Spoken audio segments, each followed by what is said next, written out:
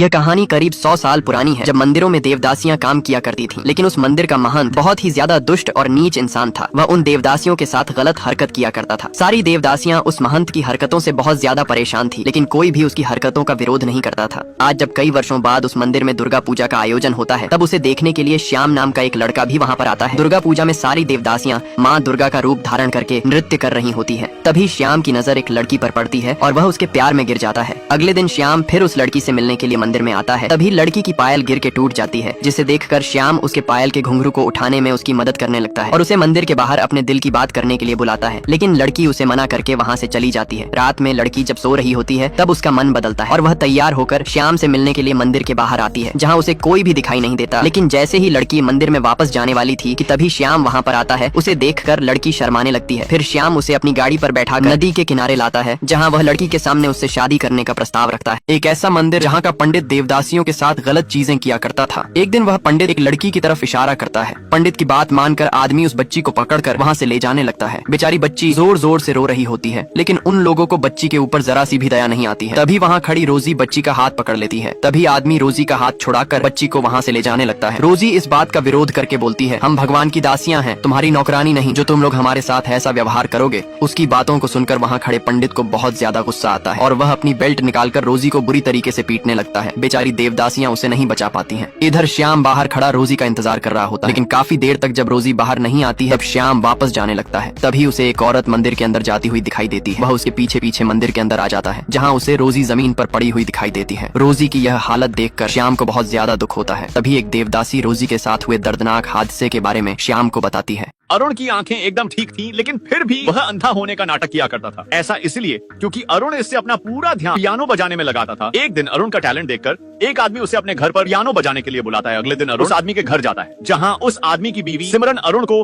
अंधा समझकर घर के अंदर लाती है। घर में आते ही अरुण मजे से पियानो बजाने लगता है। तभी उसे अपनी आंखों के सामने एक लाश दिखाई देती है। अरुण लाश को देखकर बहुत ज्यादा डर जाता है और सिमरन से टॉयलेट ले चलने के लिए कहता है। सिमरन उसे बाथरूम की तरफ ले जाने लगती है, जहाँ सिमरन ने अपने पति को मार कर रखा हो। लाश देखकर अरुण डरते हुए बाथरूम में आता है, जहाँ सिमरन का बॉयफ्रेंड रंजीत बंदूक पकड़े हुए खड़ा था। अरुण रंजीत के सामने अंधे होने का नाटक जारी रखता है और बाथरूम से निकलकर फिर से पियानो बजाने लगता है। इधर सिमरन अरुण के सामने ही अपने पति को ठिकाने लगाना शुरू करती है। फिर उसका बॉयफ्रेंड आदमी को बैग में बंद करके वहाँ से ले जाता है। कुछ देर बाद अरुण भी वहाँ से निकलता है और जल्दी से पुलिस स्टेशन में जाता है। लेकिन जैसे ही अरुण हवलदार को मर्डर के बारे में बताने वाला था, उसे वहाँ पर सिमरन का बॉयफ्रेंड दिखाई देता है, जो कि दरअसल एक पुलिस इंस्पेक्टर होता है। अरुण हीरो बनके अपनी गर्लफ्रेंड से मिलने आता है। तभी एक कौवा उसके चश्मे पर हक कर उसका पूरा स्टाइल बिगाड़ देता है। यह देखकर अरुण की गर्लफ्रेंड उसके चश्मे को पानी से साफ करती है और उसे पूछती है, तुम्हारी आंखें तो बिल्कुल ठीक लगती, क्या तुम्हें सच में दिखाई नहीं देता? लेकिन अरुण सोफिया की बातों